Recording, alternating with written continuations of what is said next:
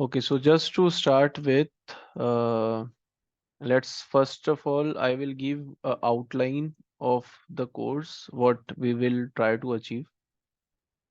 And if there is any confusion, please let me know. So first of all, it should be clear that what is our agenda. So during the class, our whole agenda is to target three architecture diagram, and I will help you to understand the architecture diagram in more detailed fashion so that you can get a sense of it, what we are trying to achieve. So basically in this architecture diagram, in all the three architecture diagram is a ETL project. Okay. What is the agenda of doing this project is, suppose this is a standard project in ETL world, and I have implemented this all those three projects in different company, and all of the projects revolve around a requirement that either a particular company want to move their data, their on-premise data or a cloud data to Azure cloud specifically. Suppose I am the owner of a particular uh, a car company, a VinFast car company. Suppose I am a CEO of that company, and now my data resides in on-premise server, any on-premise server. What I mean by on-premise, it is not in the cloud. The data basically reside in SQL Server or your SAP, like SAP, any SAP on-premise server, or it can resides in any cloud server as well. So my data resides in multiple servers. Now what I want to do, I want to move the data into one environment, in Azure cloud, one environment, and then I want to make a particular dashboards, like what is my sales, what is my revenue, what is my churn rate, how many customers are reaching out to my store on a daily fashion. I want to basically do further analysis on my data. To do the further analysis on my data, I need to move the data, all of my data, into one source, right? Which is, I choose it as a Azure cloud so that I can aggregate my data. So I will move all the data into one cloud storage, and then I will aggregate my data. Okay. So that is why I want to move the data into the cloud.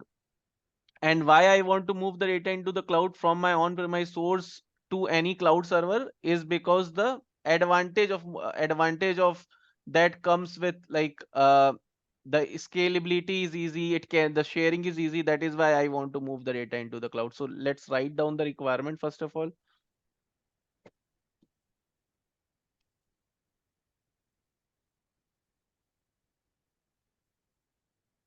Abhishek, do we get some materials this? You will get the slide which I am showing you right now, Okay. and whatever we will learn, you will anyways try to replicate that into your environment, so you don't need further any uh, like a material or something. Mhm.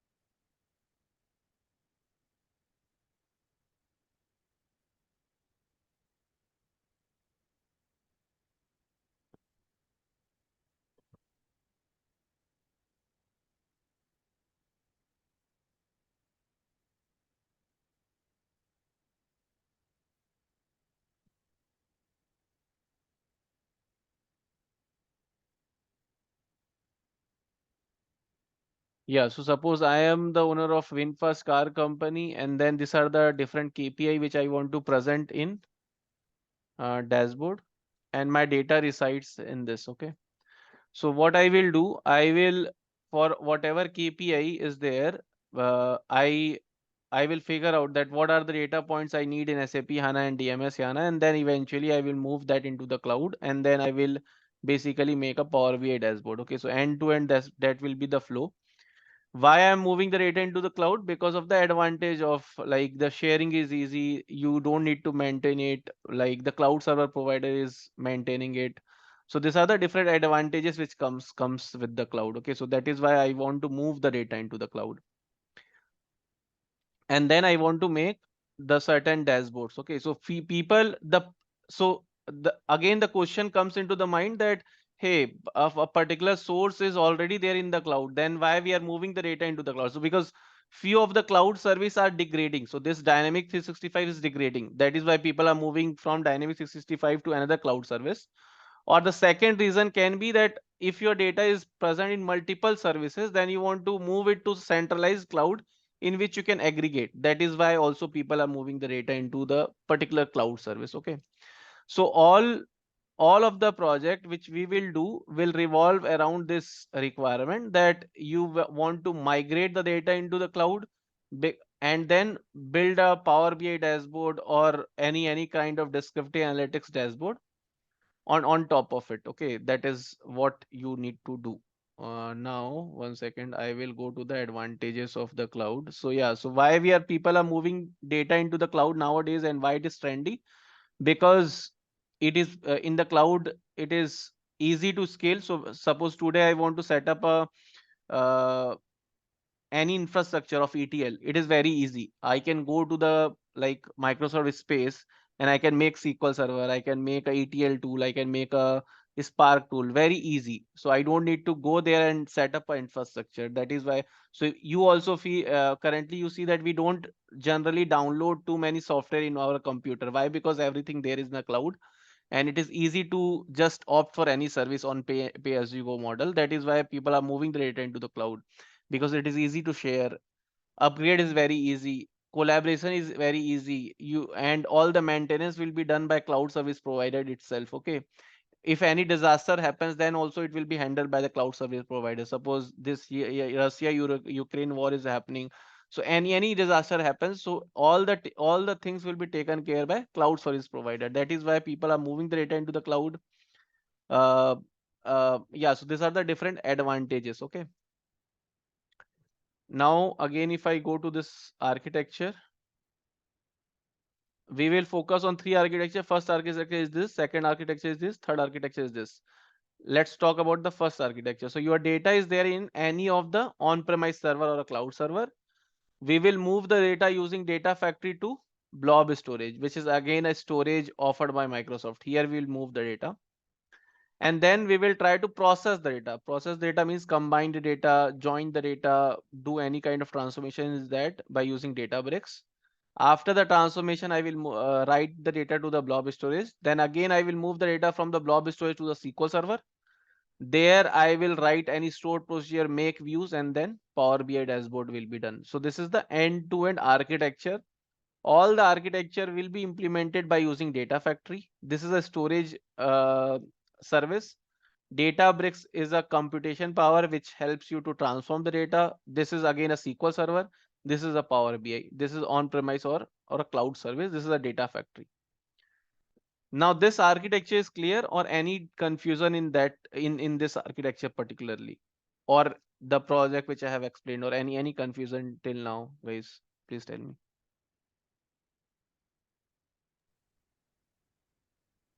So the agenda is moving the data from on-premise to cloud, right? Yeah, And doing some transformations and building dashboards on it. yeah, yes. Okay, clear. It's clear. And first of all, why should be clear. So you should first understand why there is a need of moving the data to the cloud. So there are first need is you want one centralized place in which you want to keep your data so that you can do aggregation. So first need is that.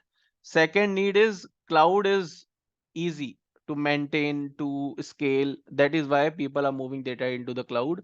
Down the line, before 5 years, like in 2000, 2016, 2017, nobody cares about whether the data is there in the cloud or not. But now it is becoming trendy because it is easy to just maintain and scale. That is why people are moving the data into the cloud to do any kind of descriptive and predictive analytics. Okay, it is clear now how to start. Okay, so first of all, to work in the cloud, we need a subscription. Like similar to watch movies in Netflix, you need a subscription. Similar to that, to work in the cloud, you need a subscription. And how to get a subscription is you need to go to portal.azure.com. And now again, there are three cloud service provider. One is Azure, one is AWS, and third is GCP. And there are other VMware, Alibaba. They also provide the cloud service. But mainly there is in the market, there are three cloud service provider, which is AWS, Azure, and Microsoft. Sorry, AWS, GCP, and uh, Azure, which is offered by Microsoft. Now, AWS has a biggest market share. Why? Because they entered into the market soon. But Microsoft has a edge always because every company use a Microsoft product. And with the integration of ChatGPT and AI, I guess, I think, and I'm very, very confident about it, that Azure will do great in the market because it has a competitive edge over the other companies. Okay, so currently we will study Azure cloud particularly, and to get a subscription of Azure cloud, this is how you can get a subscription. You need to go to portal.azure.com. Then you need to create a account. Like just click on create one account and then write your email ID on this account. Like, yeah, this is my email ID, and this is not particular, this shouldn't be like only a Outlook account. You can use any Gmail account. Just register your email ID. Okay, this is already registered for me, so you can register the email ID and then make a Azure account. Once you make a Azure account, you can log into this portal.azure.com.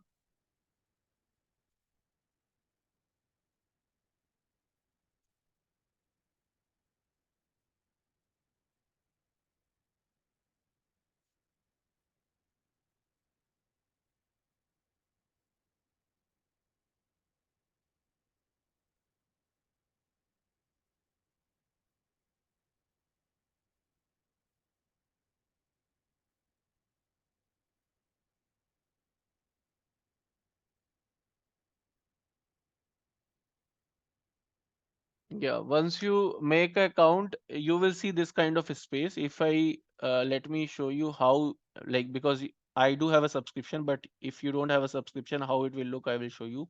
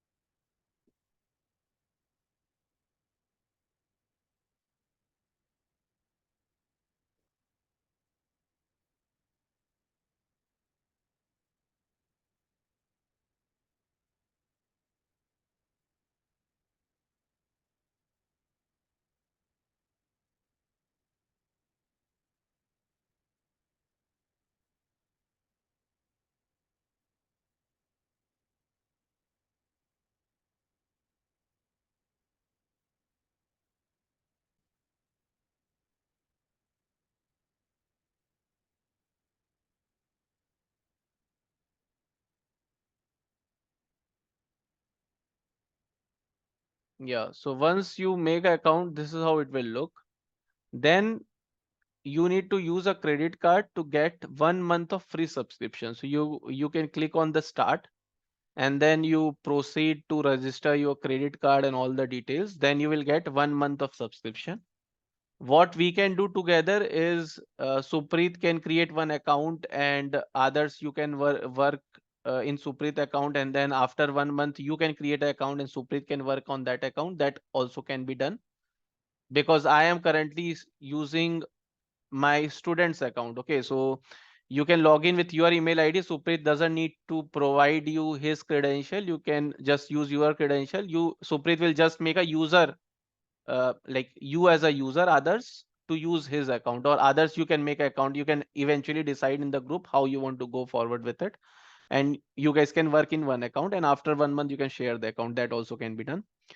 Once you click on start and then complete the process, and then tomorrow I will help you to add any one of you in that account. Okay, so that can be done. So this is how you can make Azure account, and then let's go again to this slide. So let's understand the basics of like what is cloud and cloud computing in general. So yeah, so what is cloud computing? Cloud computing is nothing but you are not accessing your computer. Okay, so what you are doing, you are accessing someone else's computer on pay as you go model. Like whenever you opt for any service, you need to pay for it, and on demand you can opt for any of the service. Okay, so cloud is nothing but you are not accessing your computer, you are accessing a different computer. Okay, so the practice of using a network of remote server hosted on the internet to store, manage and process data rather than your local server. So you're not using your computer, on demand and pay as you go. So it is just uh, a like a particular company has set up a different remote server and you are accessing their computer to get or opt for any service, and they are managing every infrastructure of it. Okay, as simple as that, and very in very layman terms. Okay, now if I go further on this, these are the different advantages. Like in cloud you can opt for any service whenever you want. Okay, that all the service will be handled by the cloud service provider. Data loss and recovery will be handled by cloud service provider. Upgrade is very easy in the cloud. It is very easy to collaborate. Like you can easily share things, you can easily share data. Implementation is very easy. Okay, so I can opt for any of the storage right now. Implementation is very easy. Maintenance, all the maintenance will be done by cloud service provider. So these are the advantages. Now, if I go to the cloud computing model, there are two models. One is deployment model, second is service model. In deployment model, there are three types of cloud: public cloud, private cloud, and hybrid cloud. What is what? So public cloud is mostly the cloud in which we are currently working on. So currently the subscription which you will get is a public cloud, and till now I have also worked in a public cloud. What is public cloud? Let me open the paint.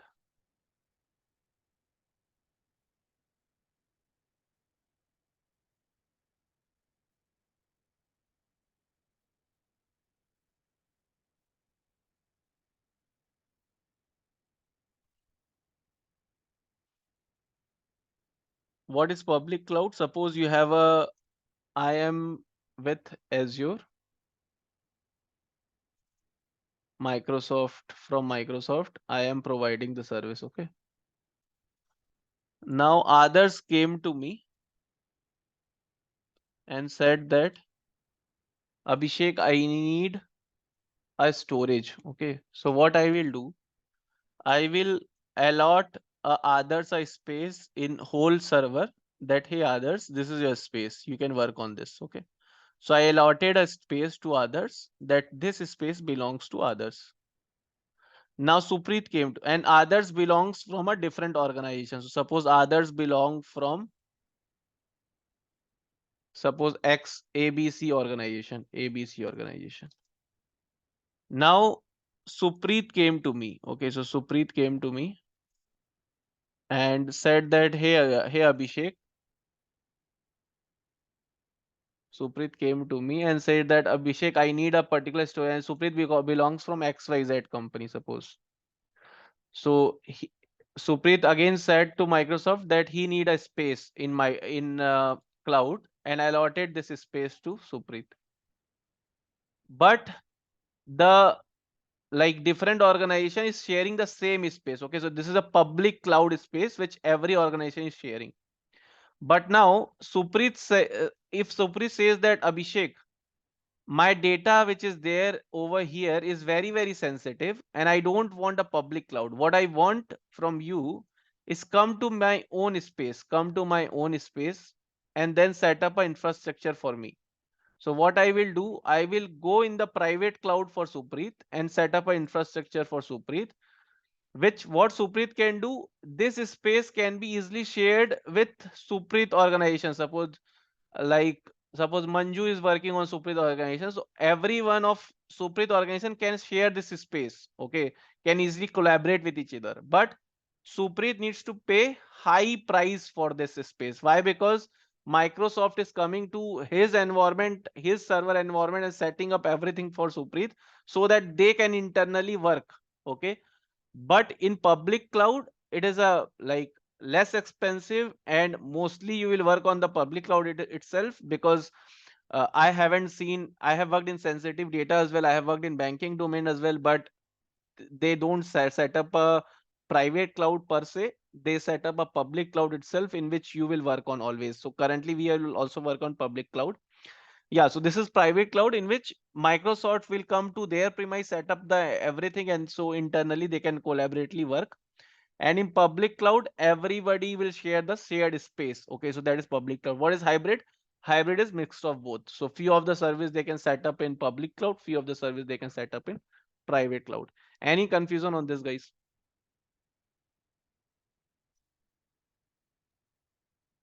Good, Abhishek. No, it's clear. Yeah. Now, what is IaaS, SaaS, and PaaS? Okay, so in very simple terms, I will not go into very details of it because it always creates a confusion. What is IaaS, what is SaaS, and what is PaaS? So if I tell you in very, very simple terms, whenever you are using a service, and if you feel that I am getting only a environment, I'm not getting anything over there, that is IaaS, infrastructure as a service. What is platform as a service? If you're going there and coding, then it is uh, platform as a service. And then when you use a pre-built software, just like you are not doing anything, you're just using a software, that is SaaS. So what is IaaS? You are just getting a virtual machine for all your deployment, just like a virtual machine, you're not getting anything. What is PaaS? You are getting a particular software in which you're going and doing like coding or just arranging it to perform some actions. That is PaaS, platform as a service. What it says, you are just getting a product directly, like Gmail, email, Drive. That is direct product. That is SaaS. So IaaS, PaaS, and SaaS. This particular question will be asked in any AZ 900, DP 900, all of that exams. So you can remember like that. Infrastructure is a basic level in which you're not getting anything, just infrastructure. Platform as service, you're getting a platform in which you can go and code. Software is you getting a pre-built software in which you can directly use. That is SaaS. Any confusion on this, guys? And if you want detail of it, then in infrastructure service, application, data, runtime, middleware, OS, you manage. Then virtualization, servers, storage, networking, other like the provider of it will managing that. But don't go into all those details because it always creates a confusion. Just remember this basic definition, you will be able to understand what is IaaS, what is PaaS, and what is SaaS. This is done. Yeah. Any confusion till now, guys? Uh, what is hybrid cloud model?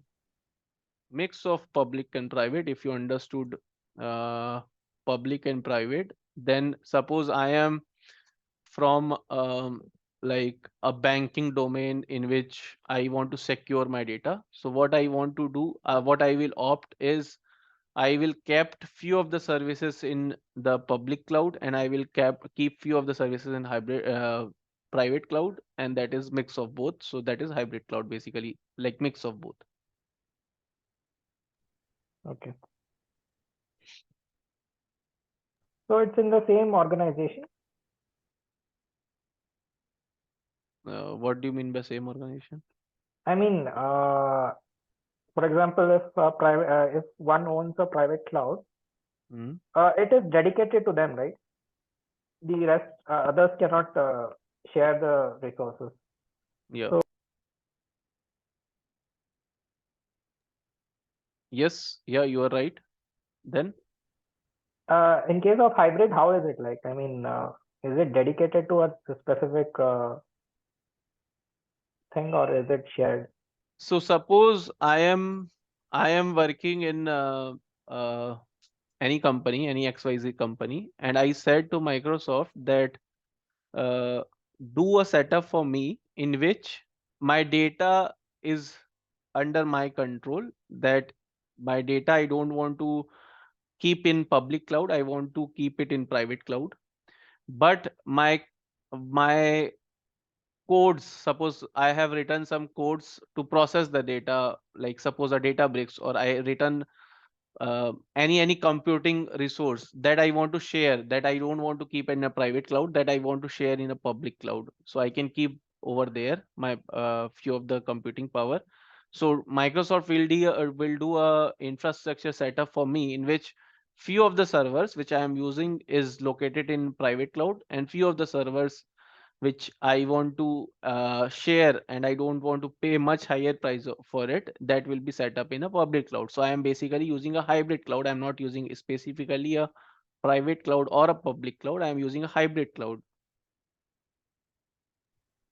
Okay, got it.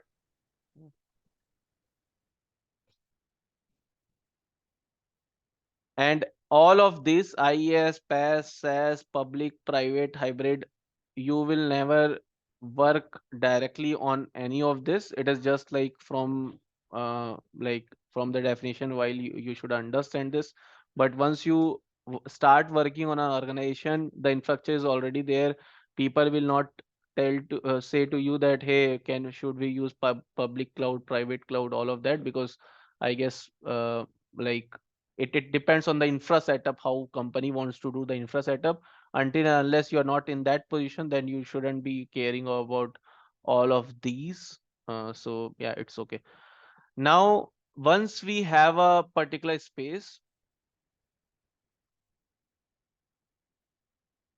Active Directory, now yeah, I am going to my particular space now in which we can start working on this.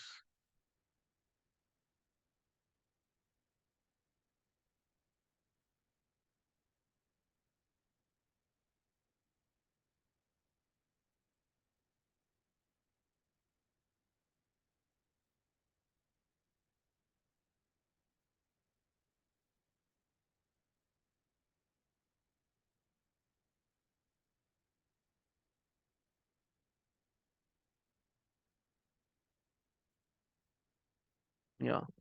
Now the few of the things which we need to understand is subscription, management group, resources. Okay, what is subscription? What is management group? What is resource? We just now took a subscription. Once you take a subscription, this is how it will look. Yeah, you will see the subscription active. And also when you're registering your credit card, don't feel that after a 1 month they will directly charge on your credit card. It will not happen. They will just disable your subscription.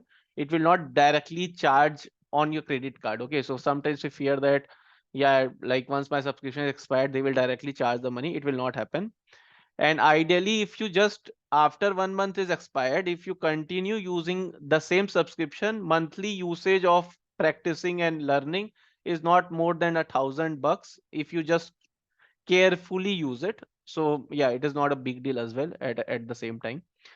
Now, once you get a subscription, this is the hierarchy. Okay, so once first subscription comes, then it comes a resource group, then resources, and then here comes a management group. Let's understand what is what. So if you have multiple subscription, okay, suppose if you're not working on one subscription, if you're working on 5 subscription, then to manage different subscription, you should have management group. Okay, so management group. From the management group, you can manage multiple subscription, that you can do.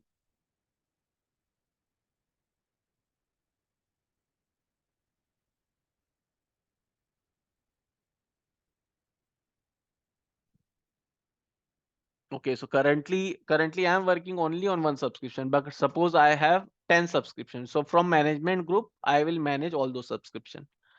Once I have a subscription, then ideally you guys or me, I haven't worked on management group yet because I haven't worked on that position in which I will get 10 subscription and I need to manage the like cost of it and all of that. So in the beginning phase, you will not get like a management group access, or it depends on the overall subscription level or overall the company level. So you will not work on the management group level. That is pretty clear. Now you will work on subscription, on a subscription and a resource group level. That is important for you. So once you have a subscription, you will create a resource group. What is resource group? In Azure, we have multiple resources. What are the resources? Like suppose if you want to store the data, then you will opt for storage account. Suppose if you want to create a SQL server, then you opt for another resource, which is SQL server. Suppose if you want to get a virtual machine, then you will opt for another resource, which is a virtual machine. So to manage all of the resources, we need to create a resource group. Okay. What is resource group? Like suppose if you have created 10 resources and then you want others to use 10 of those resources, and you want Suprit, for Suprit you want to create another 10 resource. So you will tag under, like every resource will be tagged under resource group. Okay. Similar to when once we join an organization, then we tagged under a particular manager. Okay. So similar to that, we all, like all the resource will come under a resource group. So once we create a subscription, we create a resource group. Now if you open any of the resource group, I will show you that what are the resources created under this resource group particularly. So in this resource group, this is the data factory, this is a SQL pool, this is another SQL pool, this is another SQL pool, which we have created, okay, under this data factory. Now you can make a resource group. I am creating a resource group. We got a subscription just now. The name of subscription is free travel, okay, which we got. Now I will create a resource group of suppose 0723 resource.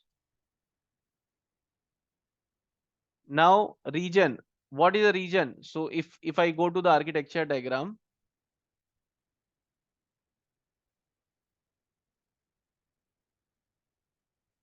what is a region? So suppose you are moving the data on any on-premise service which resides in central India. So your resource group should also lie in the central India. Why it can lie in US as well, but why you will create a resource in US? So what will happen? Suppose,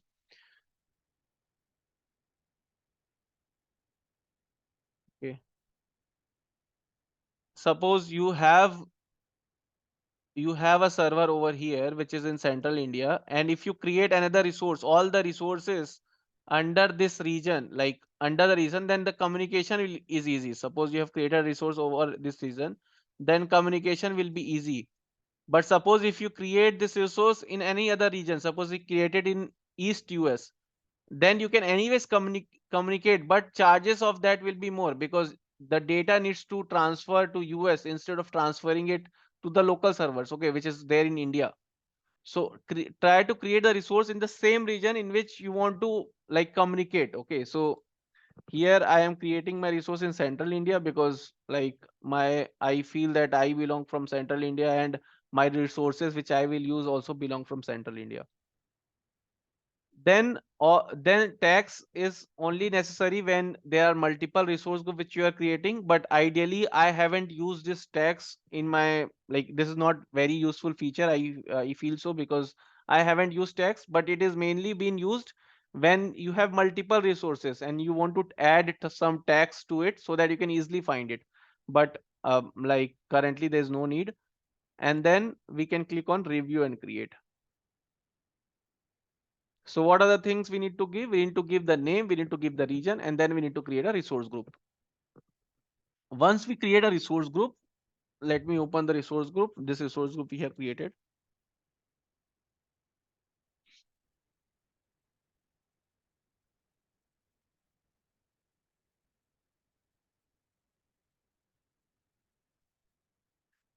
Let's hit on create. Like once we create a resource group, okay, now we need to create data factory and also Azure Blob Storage. These are the two services which we need to create so that we can move the data from any of the on-premise server, which is suppose our computer. How we can move the data from our computer to SQL to Blob Storage. That is what we'll understand then. So let's create a resource of storage. This resource, let's create that. So what you can do, you can type storage account over here.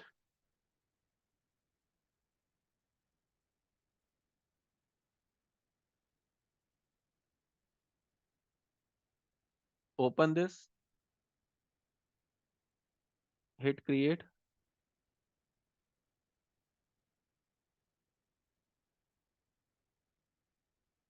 Okay. And then type a resource group, storage account name. So either you can do like this, or what you can do, you can type storage account over here, search it, and then hit create over here.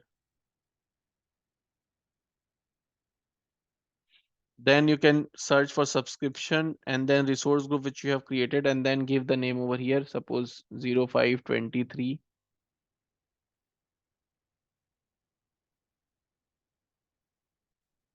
Storage. Yeah. So before creating it, let's understand what is storage account. So here if I go and let me open to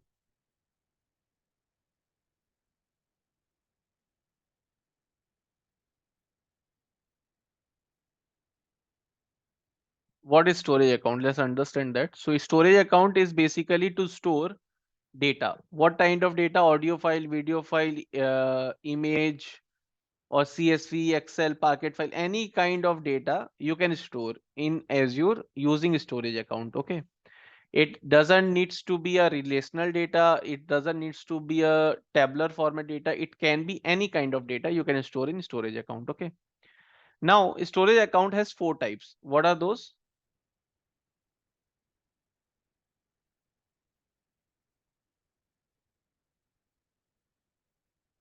Storage account has a 4 type: blob service, file service, queue service, and table service. Okay. Blob service, queue service, file service, and table service. Either you choose to create a blob service or data lake gen 2, which we will study now, or you choose to create a file service, like either you choose to create a blob service or data lake gen 2. And there is other types: file service, queue service, and table service. What is what? Table service is being used to store NoSQL database. Queue service is to store messages. File service is to use is being used to share large file. You will in your project will not work on file service, queue service, and table service because it is very lessly used. Okay. You will mostly work on blob service or data lake gen 2, which you need to pay attention. What is blob service and data lake gen 2? But just for the understanding, you can understand file service is being used to share large file. Queue service is being used to handle messages. Table service is being used to handle NoSQL database. Okay. But we will mostly, I have always worked on blob service. Few times I have used file service, very few times.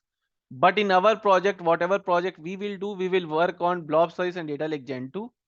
And you in your company's project also, they will also work on blob service and data lake gen 2. In current company in which I am working, they are also using blob service and data lake gen 2. In 95% of the company I have worked with, we have worked on blob service and data lake gen 2. So we'll focus on only on this just for learning and to speed up our learning. Will not focus on other things, which is important. Okay. Now what is blob service and what is data lake gen 2? So let's understand that. If I open blob service, I can see a container over here. Okay. What is container? Container is nothing but a folder. Okay. In very simple terms, container is nothing but a folder. So here you can create a folder, and after that you cannot create a subfolder over here. Okay. So in blob service, we can create a container, which is a folder, but you cannot create a subfolder in blob service. Now let's go to data lake gen 2.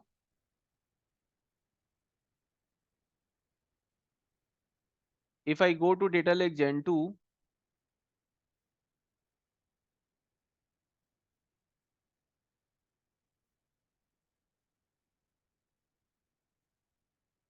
if I open this, then here we can create a container, which is a folder, and also inside it we can create a directory. Okay, which is a subfolder. Subfolder is nothing but a directory. So in data lake gen 2, you can create directory inside a container, which means you can create a subfolder inside a folder. Okay, which you cannot do in the blob storage. You can create a folder only in the blob storage. You can create a container in the blob storage, but you cannot create a subfolder, which is a directory inside a blob storage. That you cannot do. And also you can give file level access, that also you can manage. So suppose others and Suprit working in the same organization, but I want others to work on folder 1 and I don't want Suprit to see anything which is present in folder 1. So I can manage the ACL, access control list, on the folder level. Okay, that also I can do in the Data Lake Gen 2. And the things which I have said, what is the difference between a blob storage and Data Lake Gen 2 is very, very important for the interview. Okay, so what is storage account? What are the types of storage account? What is Data Lake Gen 2? What is blob service? What is difference between both? These are the very, very important for the interview. So try to understand, try to remember the answers of it as well. And when you are telling in the interview, don't tell folder, subfolder, tell container directory. Okay, how I have explained. That will be better. And whatever interview question I'm asking and I'm telling during the our class, it is very, very important. Why? Because those interview question I have prepared by myself, appearing for multiple interview. Like I note down the interview question for every company. Like every company I note down the question, and then I discuss with all of my student, and then I try to prepare a particular interview deck, which I during the class I will just tell that these are the question important, which is actually very important. So try to just remember the answer for every interview question, okay, which I will tell during the class. Now let's go further. Yeah, so here we understood what is Data Lake Gen 2 and what is blob storage. Now let's understand how to create a Data Lake Gen 2 and how to create a blob storage. So if I click on this,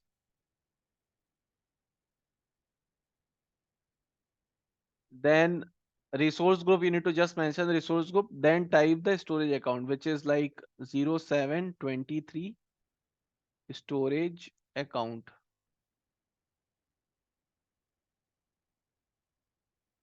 And then Central India.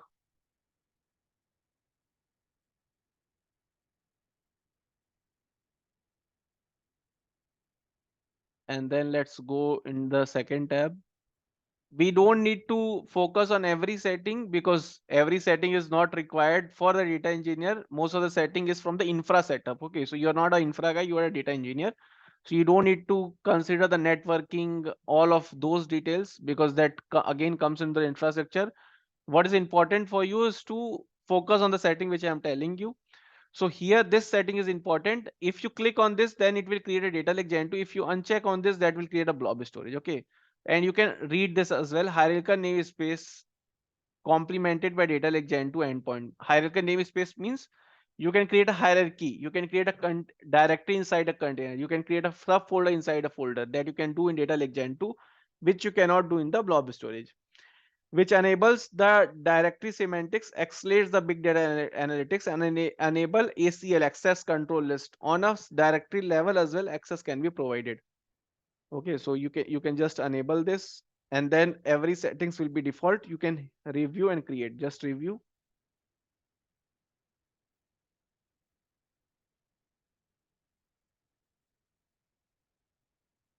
and hit create. Okay, so once you hit create, then the space will be created. So you can just understand from this look as well that what is what. So here, if you see, it is a blob service. Now, if you click over here, it is a Data Lake Gen 2. And when you check on that option, it will create a Data Lake Gen 2. When you uncheck on that option, it will create a blob service for you. This is a data lake storage. Okay. Now let's go over here. Storage account is clear, I guess. Any confusion on the storage account, others or Suprit, please let me. Otherwise, I will go further on Data Factory. Abhishek, what is the advantage of using these two storages? I mean, which one is? Data Lake Gen 2 is provides all the security as well as the creation of directories. Then why is blob storage used?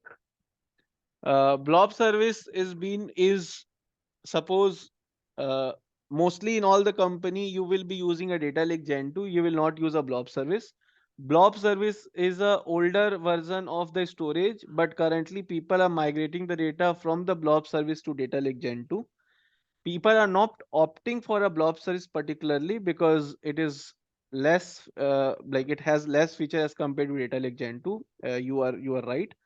But suppose I have a small requirement. What I want to do in that particular blob service, I want to just dump few of the CSV file, like 10 to 15 CSV file, and I don't like I don't want a storage in which I have like big amount of data, very small amount of data, and I have a very like strict requirement. Yeah, this are the 10 data set I want to move, and that is once that is done, I don't have a further requirement. Then you can opt for blob service because you don't need a directory level of access. You have a certain small requirement that you can opt for a blob service as well, which is cheaper.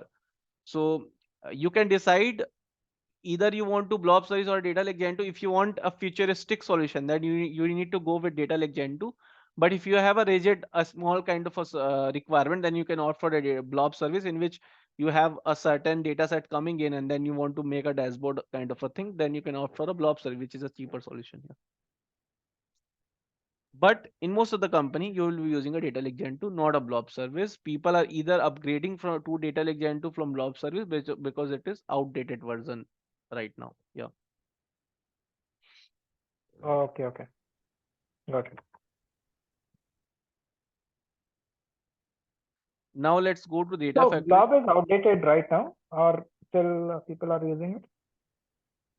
People are using it, but it is people are it. What I mean by outdated, as in uh, like It is featureless. I mean, it is feature outdated, as in like it is not like you cannot opt for it. You can anyways opt for it, but in the company in which I have worked before and currently I'm working, people are working data lake gen 2 only because that is a futuristic solution. But in okay. my company, we are using blob service as well for one requirement in which we do have 15 CSV file which I want to dump, and I don't want a particular data like Gen2 for it because that is a normal small requirement. And I have worked in previous company in which they have like certain data set which they want to store, like a small requirement, then a blob service. But if you want a daily upgrade, it's a daily data is coming, and then you want to build up a solution which can scale in future, and then you want to do a handover to like up. Yeah, so you if you want a futuristic solution, then you go for data lake gen 2. And if you want normal a solution which can just store the data for a few of the data points, then you can opt for a blob service. Okay. Okay. Any other doubt, guys?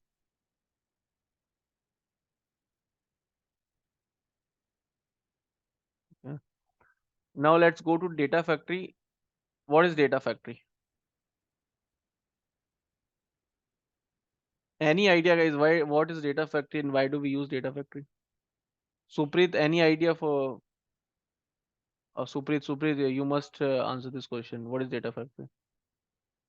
Abhishek, sorry to disturb you. One more doubt I have regarding the storage. Do we pay for this? I mean, for using the blobs as well as the Any data lake? kind of service which you opt in cloud, nothing is free. Okay. Few of the service can be free, but most of the 95% of the service is paid. Why? Mm-hmm. Because nobody, you cannot get anything in free, right? So if you want to store something, you need to pay for it. And if you just think in the layman terms, uh when like there's a Gmail as well, right? So you store photos in your photos app, but once it is full, then they try to tell you that, hey, upgrade it by 15 GB of storage and then store the data over there. If it is free, then people will move all their data in the cloud, which is free. So it is chargeable. Blob service is less costly as compared to data lake gen 2, but everything is chargeable. It is not free. Okay. But it is less costly as compared to computation because storage is anyways cheaper in the cloud right now because that is normal storage. Yeah. What about the pricing? I mean, when we are creating storage, Mm. the pricing option doesn't show, I guess. I didn't see while creating it. while creating it, probably, yeah. So 1 second. I guess it shows. Let me see.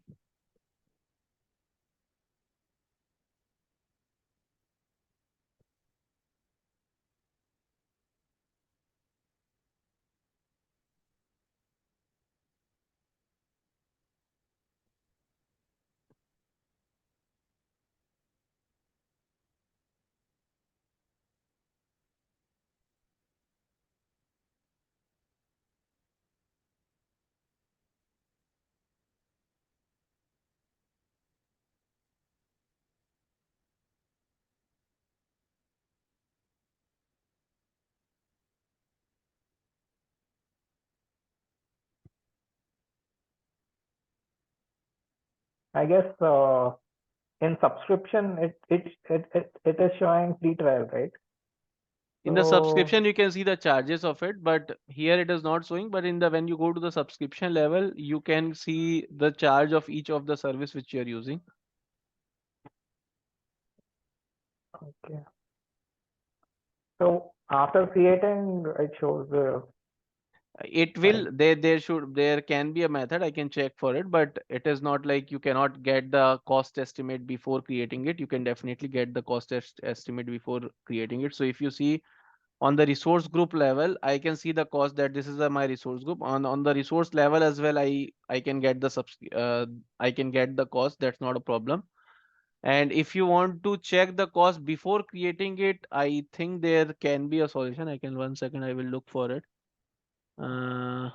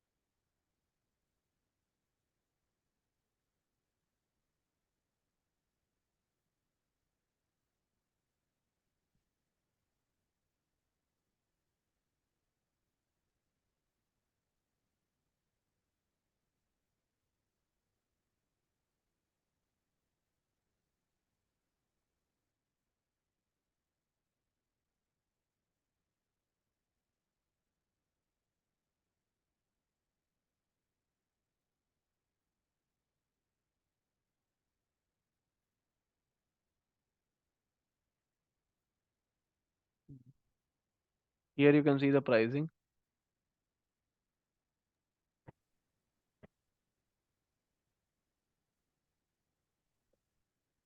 Yeah, here you can see the pricing and every detail of it, whatever you want to check, and then you can create that. Yeah, so before creating, Okay. you can see the pricing over here. Hmm. So it doesn't show the estimate before creating it.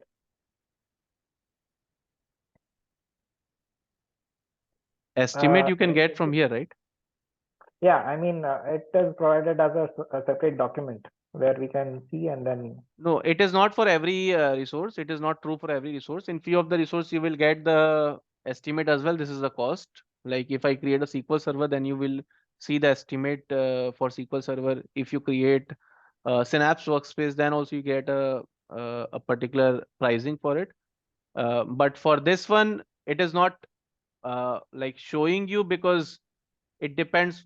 Like for this one, you are not getting it, but it is not that you will not see the pricing before creating it for every resource. It's not the case actually. Mhm. So it's only the case with creating the storage. Don't generalize it. So yeah, so Okay. here in the storage account, you are not able to see the pricing before creating it. Mhm. But in few of the services, you can see the pricing before creating it. But for the storage account, you can refer to this document for the pricing. Yeah. Okay. But don't consider that only for storage account you need to opt, but probably there can be other resources as well for which you need to go for that. Okay. Now, Mm-hmm. now let's go for ADF. And why I feel that it also depends on how much your storage will be there. Like for if you see for first terabyte, this is a storage, right? When you increase the storage, then your pricing will also increase. So probably for that purpose, they are not showing you the price, because they don't know how much of a storage capacity you're using. Probably that can be the reason. Because you're just creating a storage, right? So you are not storing much of a data. That can be the case. So it depends on how much data you're storing. So that is why they are not telling you the price then and there. Okay. Now let's go to the data And also, factory. Yeah. and also, it's not showing the storage space also that we require. It's just For creating the storage. storage for data, like for a particular storage account, I guess this storage capacity is pretty much big enough. It is not like 2 GB 3 GB, it is very big. So I haven't felt a storage problem yet in any company. That, one second, storage account reserve capacity help you to lower the data. Reserve can be purchased in 100 terabyte and 1 petabyte size. So you will not feel a storage problem, like, hey, my data is full now, you need to buy a second storage service. That's not the case with the storage account. Okay. Okay. So it's not like a storage is full or something like that. There, once you create a storage account, there's some capacity definitely, but that can be increased as well. Yeah. Mhm. Yeah. So any other question?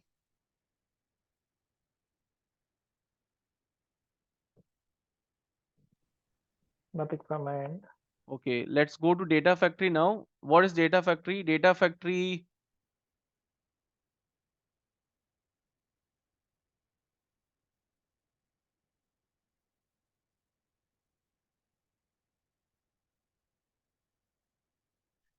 factory, suppose you have created this, you have already this. Suppose your computer, any on-premise server, you have already this. Now, if you want to move the data from here to here, you need a particular service which can do a job for you. Okay.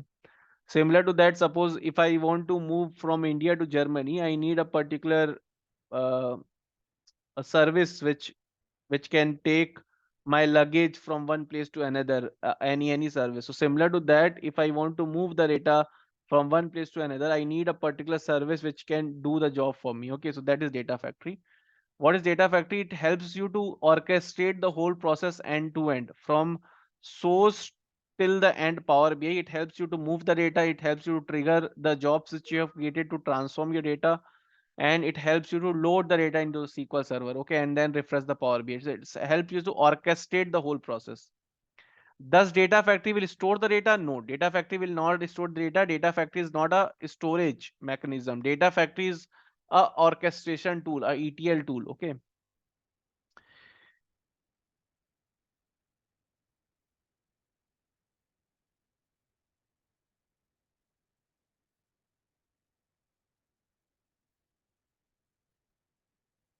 Yeah. So what is ADF? ADF is a ETL service for data integration, data movement. It offers a no code UI. Here you don't need to code.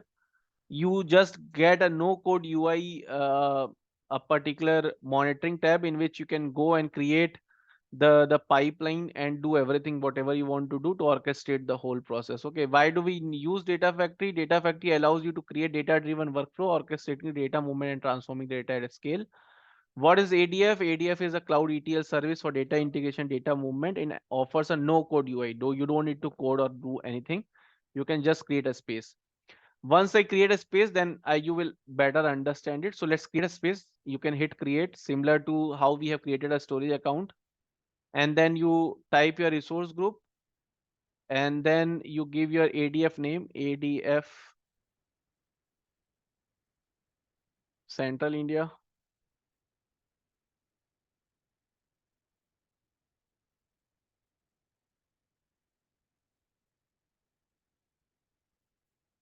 And before that, we had version v1, but now currently there is only one version v2, so there is no selection you need to do. We will configure the git later, and there is no change we need to do. Only we just need to give the name of the data factory, choose the resource group in which you need to create a data factory, and then hit create. Okay. I'm not creating it for now because I do have a data factory, my data factory in which I want to work on. So I'm opening this data factory.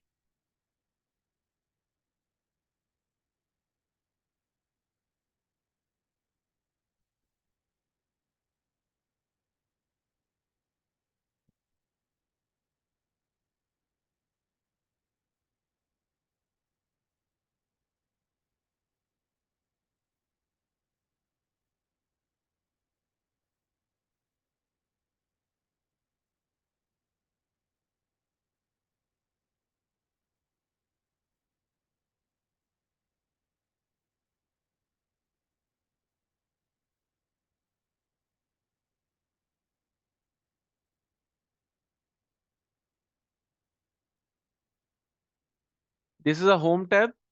Okay. Now this is a pencil tab in which you will do all of your development, creating the pipeline, creating the data set, all of that you can do over here. This is a monitor tab in which you can see any pipeline runs. Okay, so suppose any pipeline which you are running, you can see it over here. Okay. Now this is the manage tab in which you can create the link service integration runtime and all of that, which we will study in the next class. And this is a learning center in which you can learn something if you want to just start the training or get a product overview, all of that you can see over here. Now, if I just give you a sample example that suppose for this particular space, which you can see over here, if you want to create a pipeline, how you can create a pipeline, you can just paste a copy data activity that, hey, I want to move the data from this space to this space. Okay, so your source will be your on-premise source, your sink will be data lake, then you can copy the data. Then suppose if you want to do some transformation on top of it, you can paste a notebook activity to do a transformation on top of it. Then again, if you want to move the data to SQL Server, you will again paste a copy data activity to take the data from data lake and then move it to the SQL Server. So this is this kind of thing. This is how your pipeline will look like. This is very layman. Okay, so there are multiple things you need to attach, but just to get a brief picture of it, like a copy data activity, notebook activity, source, sync, all of that you need to define, and then your operation will happen. Okay. So home tab, pencil tab, monitor tab, and then your link service and integration runtime. Okay, so we will in the next class we'll understand what is link service, what is integration runtime, and how to make a connection with on-premise server and a blob server, and then we will see how to move the data from on-premise server to blob server. Okay. Now, uh, I will give few of the links which will be helpful for you guys. One second.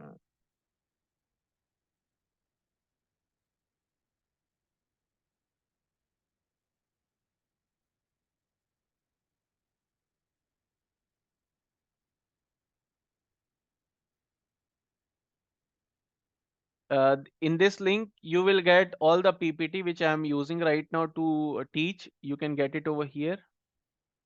And then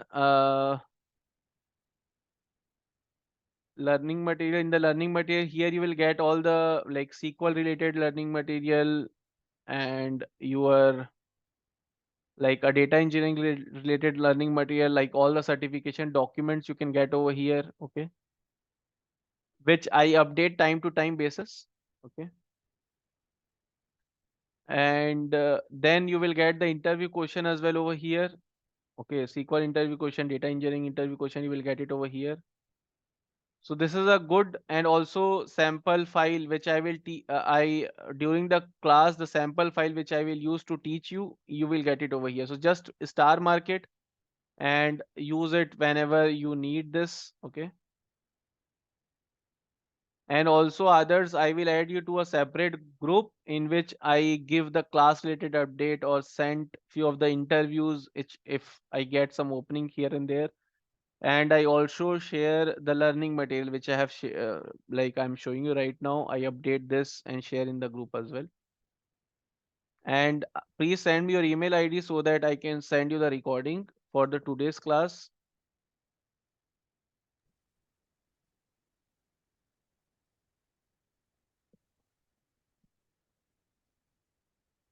Yeah.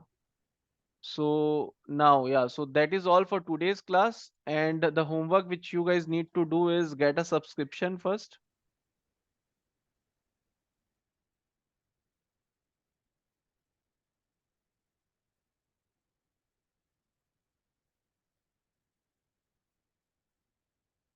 Get a subscription and then create a resource group.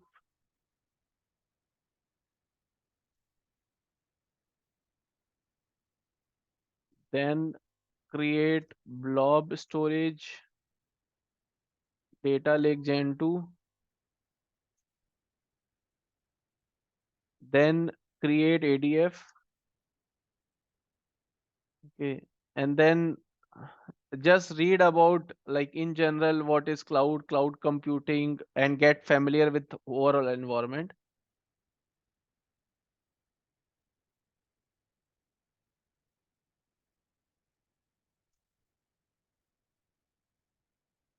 And just click here and there and try to like just work on this portal here and there, click, because I am very much familiar about Azure cloud and Azure portal because daily I use it. So whenever I am clicking here and there, you might feel that I am fast, so just you can slow me down as well. You can ask me that, Abhishek, where you have clicked it to open this space. So yeah, just try to do it by your own, try to click here and there, try to see what is what, and get familiarized with this overall environment. Okay, and then we will have the next class. I will just discuss. So in a week we will connect 3 to 4 times. Minimum 3 times we will connect, maximum 4 times. We will have the class on Monday, Thursday, and Friday, because Tuesday and Wednesday I go to office. And if we miss on Monday, Thursday, and Friday in any of the days, then we will connect on Friday, Saturday or Sunday. So next class will happen on uh, Thursday. On the same time, I will update in the group. On the same time, we'll have the next class. Uh, yeah, so this is how it will go. And if you guys complete all the homework on, because in the beginning it is easy to complete the homework, but after sometimes it becomes difficult. So just try to be with me, complete all the homework. And Suprit, suppose Suprit went to a holiday and then it was difficult to catch up. That is why Suprit joined the next batch. So others, just try to complete all the homework on time. And on Thursday, we'll connect on the same time, 4 p.m. IST, which is 7:30 p.m. Sorry, 4 p.m. German time, which is 7:30 p.m. IST. Okay, that's fine. Okay. Abhishek. Yeah. Okay, Suprit, you are comfortable with this timing, right? Yeah, yes. And Okay, yeah. yeah, so you said 3 times a week, right? So Yeah. I mean, that will happen, right? Because before we took long gaps. So Yeah, we took long gap because of the timing difference and like few other reasons as well. So few of the people haven't joined, so there are multiple reasons for it. But it will happen a few 3 times a week. Yeah. okay, good. Yeah.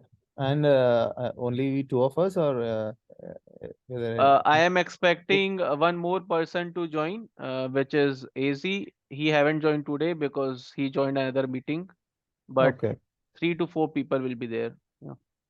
sure. Okay. Okay, guys, let's connect on Thursday then. Yeah.